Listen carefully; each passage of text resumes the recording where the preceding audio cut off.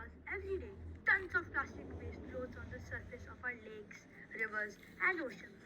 This waste blocks sunlight, harms aquatic animals, and slowly break into microplastics that enter our food chain. Traditional cleaning methods are slow, expensive, and require manual labor. We need a solution that is automatic, continuous, and efficient. Something that can work quietly for 24/7 without depending on human supervision. Was every day tons of plastic. Vertical SeaBin, which is a smart low-cost device that automatically collects floating waste from water bodies. Now, let me tell you how our solution works. Oceans face growing pollution in busy harbors and marinas. The innovative SeaBin style device cleans these marine environments. It draws in surface water, floating rubbish, and microplastics.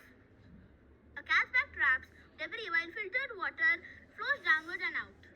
Filter water pipes to a powerful pump on the deck. The pump separates oil from water into different sections.